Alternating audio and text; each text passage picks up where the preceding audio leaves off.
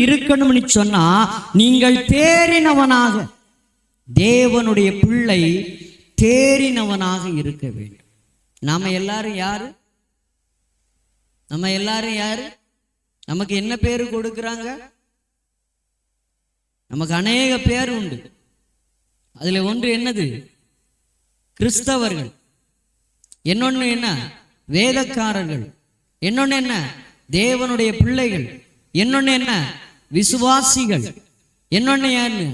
ஆண்டவருக்கு ஆயத்தமாகிறதான கற்புள்ள கன்னிகை, ஆண்டவருக்கு ஆயத்தமாகிற மணவாட்டி, ஆண்டவராக இயேசுவுக்கு ஆயத்தமாக்கப்பட்டு அலங்கரிக்கப்பட்டு மனைவியாய் ஆக்கப்பட போகிறவள் நீங்களும் நான்.